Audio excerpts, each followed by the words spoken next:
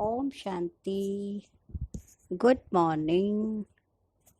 आज हम सभी सुनेंगे मीठे बाबा के 18 जुलाई 2020 के महावाक्य हैं, जिसमें विशेष बाबा ने इशारा दिया कि तुम बच्चे डबल अहिंसक हो, रूहानी सेवाधारी हो, रूहानी सेना हो, मिलिट्री हो।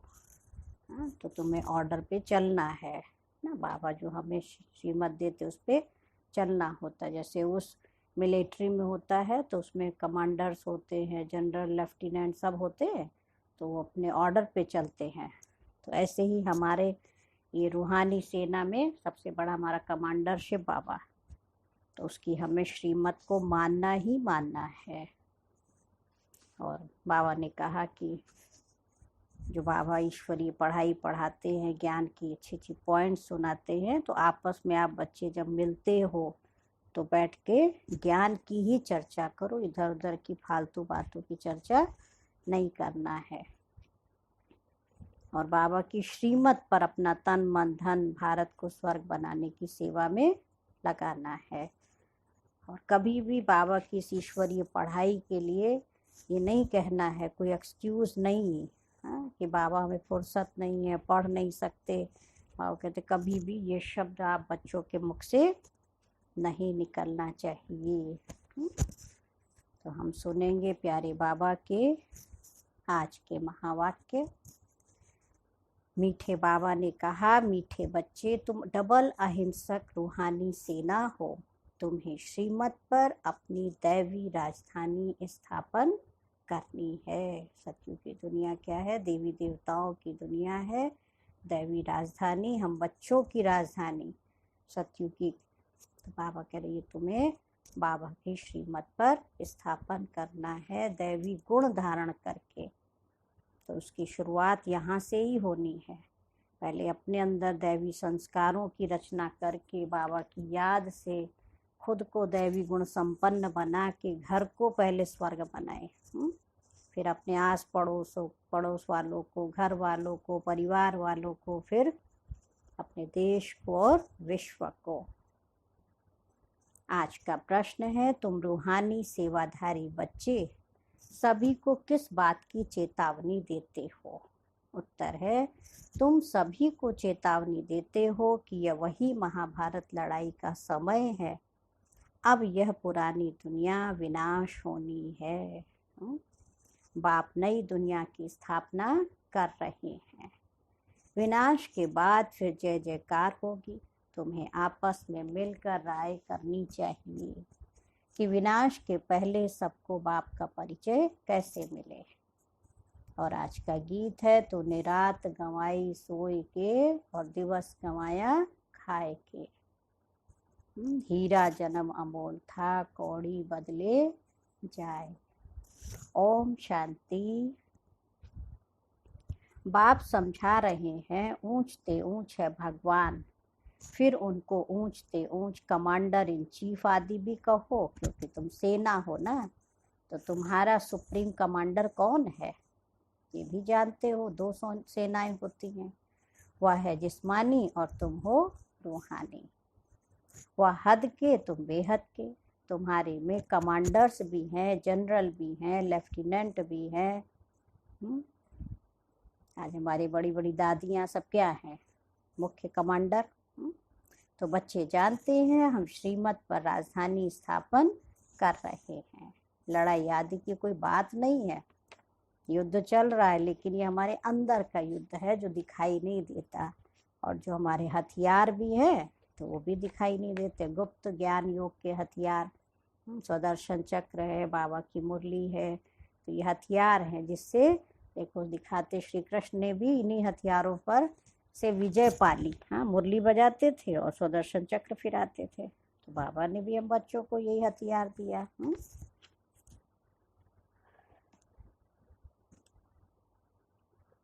तो बाबा कह रहे तुम्हारी लड़ाई भी देखो दिखाई नहीं देती, गुप्त है।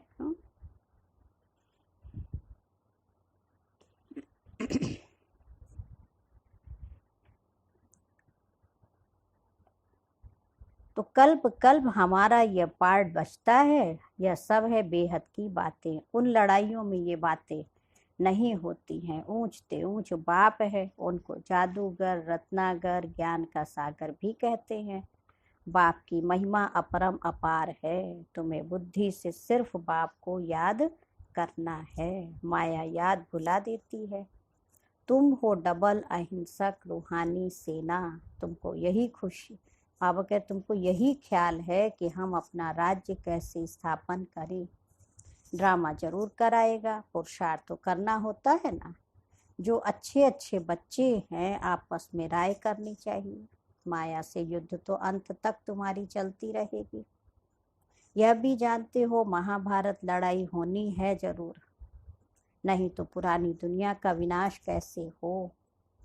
बाबा हमको श्रीमत दे रहे हैं। हम बच्चों को फिर से अपना राज्य भाग्य स्थापन करना है। इस पुरानी दुनिया का विनाश हो, फिर भारत में जय जयकार हो जाना है। जिसके लिए तुम निमित्त बने हो, तो आपस में मिलना चाहिए। कैसे कैसे हम सर्विस करें, सभी को बाप का पैगाम सुनाएं कि अब इस पुरानी दुनिया का विनाश होना है। बाप नई दुनिया की स्थापना कर रहे हैं।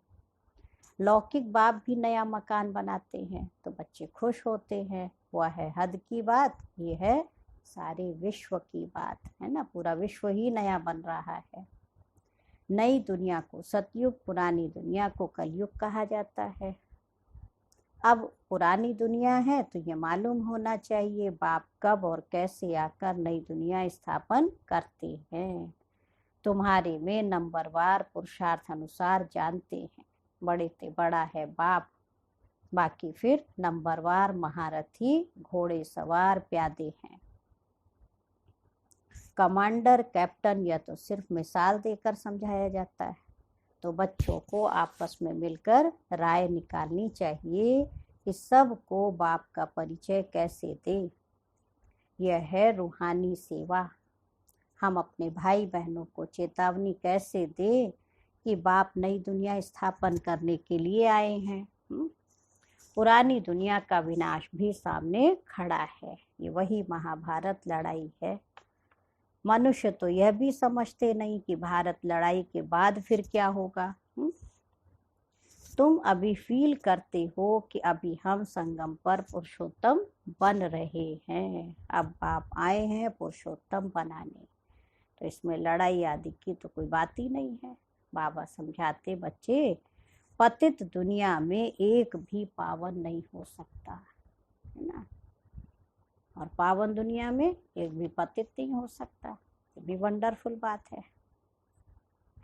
इतनी छोटी सी बात भी कोई समझते नहीं है। हाँ, कोई थोड़ा भी अच्छे गुण है तो कहेंगे तो बिल्कुल देवता है। और क्या दैवी गुण कितने भी हो, लेकिन देवता नहीं कह सकते, देवता समान कह सकते, और वो भी गुण धारण कराने वाला तो शिव बाबा पहली बात। तो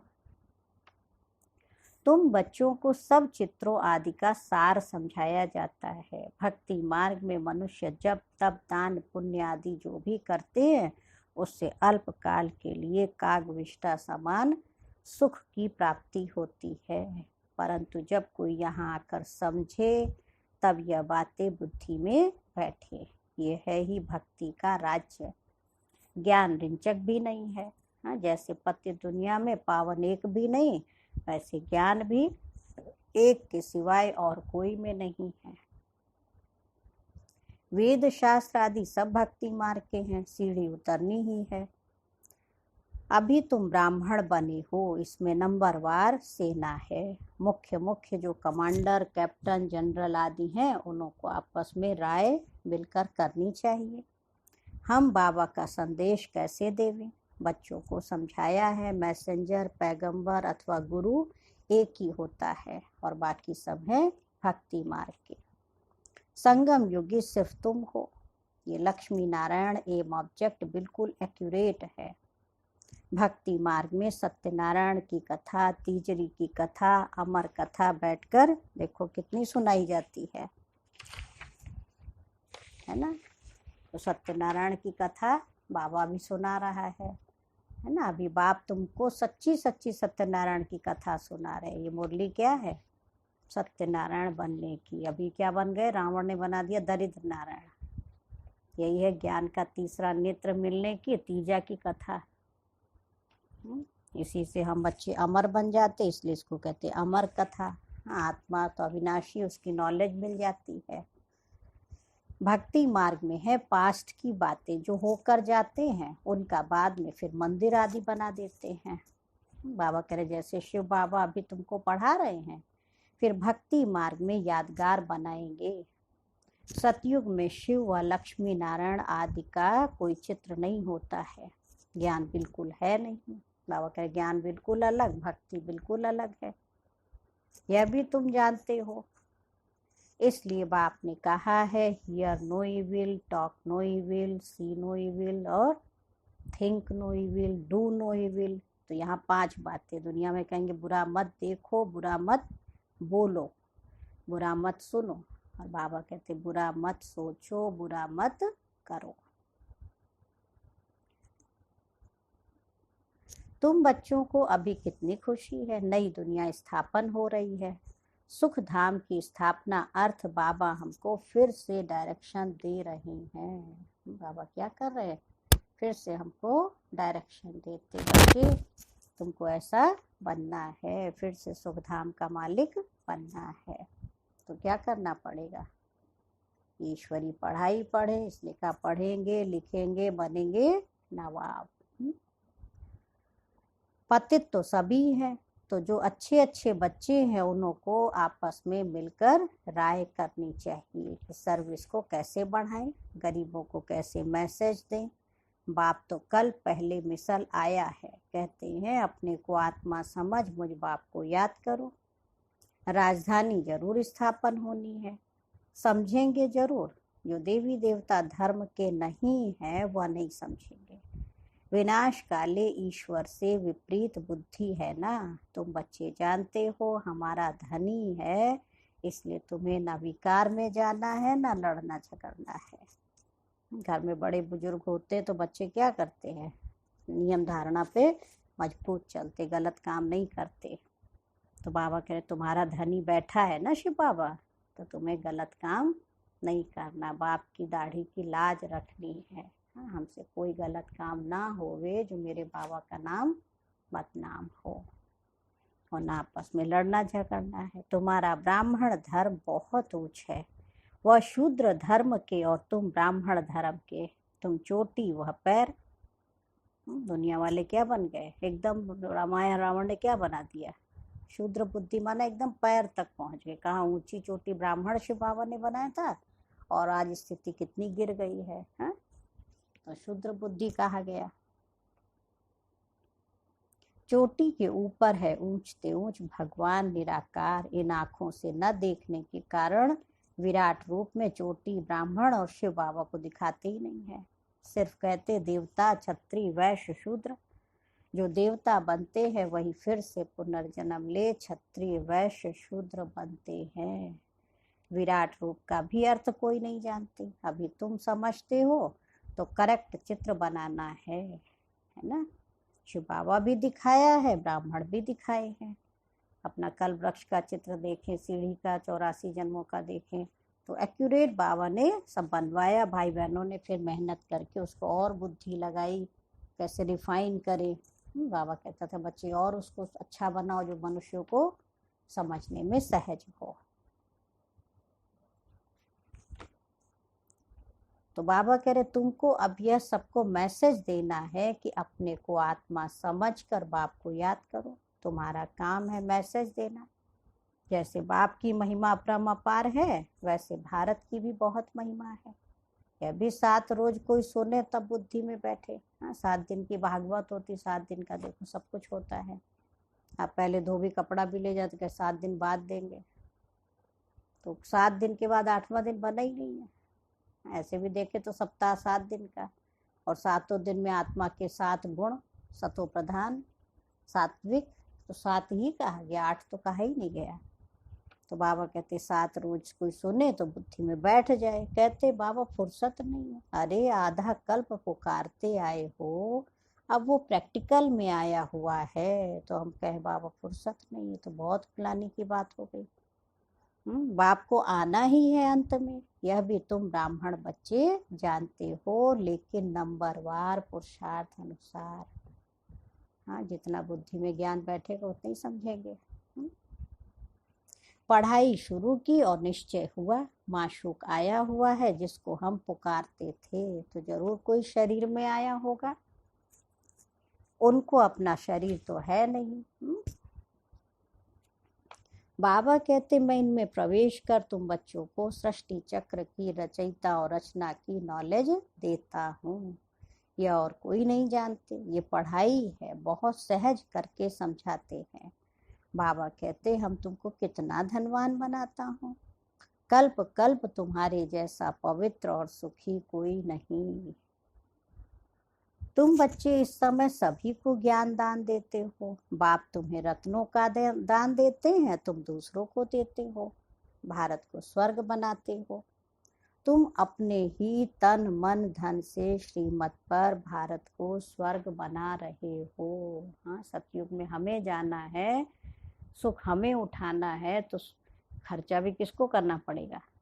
हम ही को करना है। आज मकान भी अपना बनाना है, सुख लेना है, तो भाई खड़े रहना पड़ता है। कहते मजदूरों के साथ खुद भी मजदूर बन जाओ, और किसी दूसरे को खड़ा कर दिया, जाओ तुम बनवा देना, तुम्हारी जिम्मेवारी है। कई बार वो नहीं ठीक बनवाता है तो क्या होता है, कहेंगे उसने उनके ऊपर भरोसा किया, वो तो ऐसा हमारा मकान बनवा गए, तो उसमें देखो बालू डलवा दिया। हाँ, इतना मजबूती नहीं है, इतना खर्चा भी हुआ और अच्छा भी नहीं बना, मनपसंद नहीं बना। तो अपनी मनपसंद का सतयुगी दुनिया का महल चाहिए, सुख चाहिए, तो अपना ही तन मन धन हमें बाबा की श्रीमत पर, बाबा करे यूज करना है ना, लगाना पड़ेगा अपना, तब भारत को स्वर्ग बना सकते। कितना ऊंचा देखो कार्य है। तुम गुप्त सेना हो, किसको भी पता नहीं है, तुम जानते हो हम विश्व की बादशाही ले रहे हैं, श्रीमत द्वारा श्रेष्ठ बनते हैं। अब बाबा कहते बच्चे माम एकम याद करो। कृष्ण तो कह न सके, वो तो प्रिंस था, तुम प्रिंस बन रहे हो। सतयुग त्रेता में पवित्र प्रवृत्ति मार्ग है। अपवित्र राजाएं पवित्र राजा रानी लक्ष्मी नारायण की पूजा करते हैं। हाँ, द्वापर युग में जो राजा रानी होते फिर लक्ष्मी नारायण की, राम सीता की पूजा शुरू कर देते। देखो, क्योंकि वो अपवित्र बन गए और देवी देवता पवित्र थे। पवित्र प्रवृत्ति मार्ग वालों का राज्य चलता है। फिर होता है अपवित्र प्रवृत्ति मार्ग, आधा आधा है ना, दिन और रात। लाखों वर्ष की बात हो फिर तो आधा आधा तो हो ना सके, लाखों वर्ष हो तो फिर हिंदू जो वास्तव में देवता धर्म के हैं उनकी संख्या बहुत बड़ी होनी चाहिए, अनगिनत होने चाहिए। अभी तो गिनती करते हैं ना, ये ड्रामा में लूंद है, फिर भी होगा। मौत सामने खड़ा है, ये वही महाभारत लड़ाई है। तो आपस में मिलकर सर्विस का प्लान बनाना है। सर्विस करते भी रहते हैं, नए नए चित्र निकालते हैं, प्रदर्शनी भी करते हैं। अच्छा, फिर क्या किया जाए? अच्छा, रूहानी म्यूजियम बनाओ, खुद देख कर जाएंगे तो फिर औरों को भेजेंगे, है ना। और क्या, जो बड़े बड़े हैं वो देखने आएंगे तो दूसरों को भी भेजेंगे। गरीब अथवा साहूकार धर्माऊ तो निकालते हैं ना, गरीब भी निकालता है, कुछ ना कुछ महीने का कुछ दान पुण्य करते हैं ना, सीधा निकालते, धर्माऊ निकालते हैं। साहूकार जास्ती निकालेंगे, इसमें भी ऐसे ही है, कोई 1000 निकालेंगे, कोई कम, कोई तो 2 रुपए भी भेज देते हैं। कहते बाबा 1 रुपए की ईंट हमारी तरफ से लगा देना। अब उसके पास है ही नहीं बेचारे के पास, तो बाबा कहते 1 रुपया 21 जन्म के लिए देखो जमा करना, ये है गुप्त। गरीब का 1 रुपया, साहूकार का 1000 बराबर हो जाता है ना। उसके पास जितना था उसने अपना पूरा लगा दिया, और साहूकार के पास लाखों है, उसमें से करोड़ों, उसमें से उसने 1000 दिया, तो कौन सा बड़ा काम किया? दोनों का एवरेज बराबर है। गरीब के पास है ही थोड़ा, तो क्या कर सकते हैं, हिसाब है ना। व्यापारी लोग धर्माऊ निकालते हैं, तो अब क्या करना चाहिए?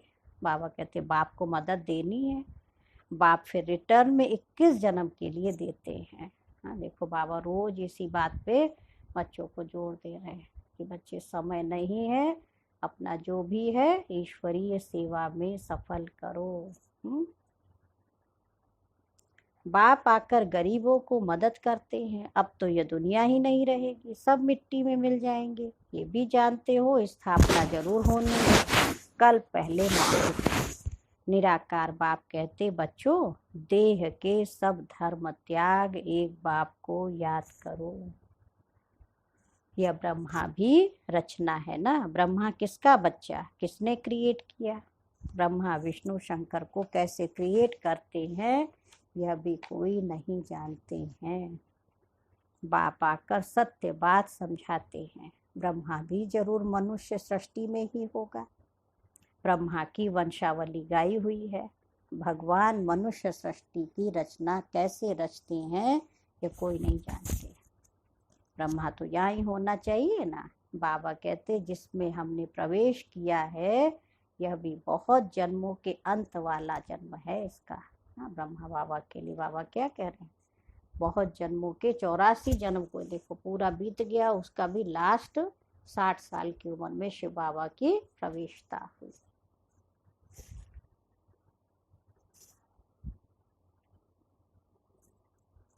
ब्रह्मा कोई क्रिएटर नहीं है, क्रिएटर तो एक निराकार है, इसलिए कहते ब्रह्मा द्वारा स्थापना।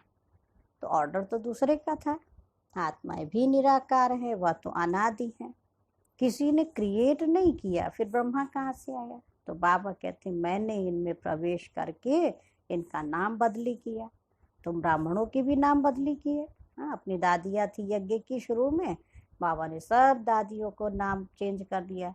350 बच्चे थे, सबका चेंज किया। बाबा कहे लौकिक दुनिया की नाम रखे रहेंगे तो वही याद आएंगे। बाबा कहता था जैसे साधु महात्मा होते हैं ना, तो वहाँ जाते हैं बनारस या हरिद्वार, वो अपना नाम देखो चेंज करा लेते, तो श्री श्री श्री गिरी जी महाराज अखंडानंद पता नहीं क्या क्या देखो रखते हैं, तो उनको फिर वो लौकिक दुनिया का सब कुछ भूल जाता है। तो ऐसे बाबा ने भी सलौकिक यज्ञ में दादियों के सब बच्चों के नाम बदली कर दिया। फिर देखा माया खा जाती है तो माला बनाना नाम रखना ही छोड़ दिया। देखा कई बच्चे बाबा का ज्ञान पूरा नहीं सुनते, थोड़ी सी परिस्थिति समस्या आई तो बाबा का हाथ ही छोड़ दिया।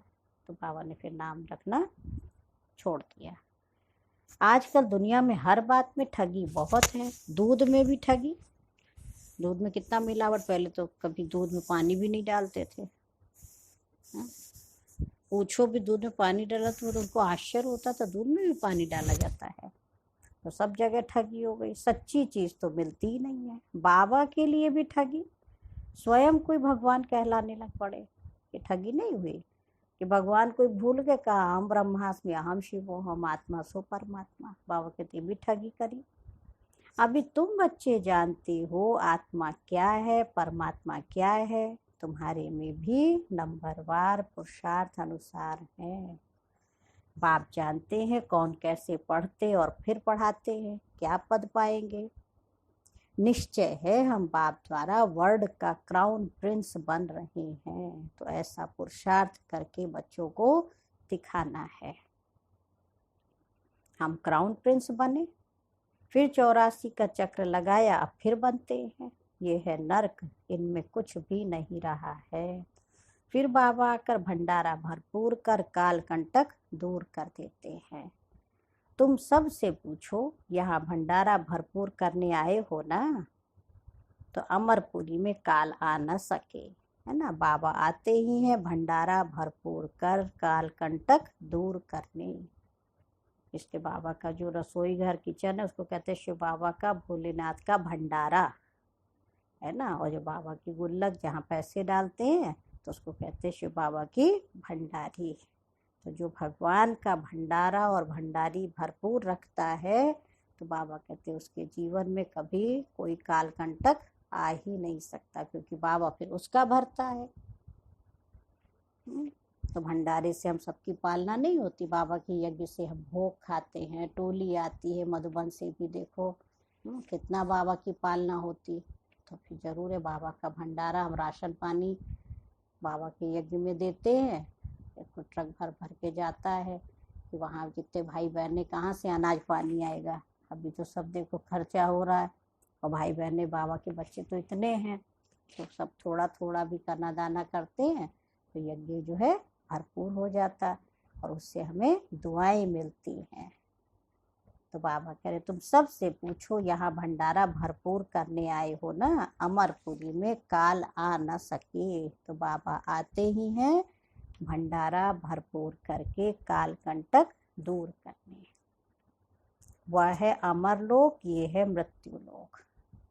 तो ऐसी मीठी मीठी बातें सुननी भी है और सुनानी है, फालतू बातें नहीं करना।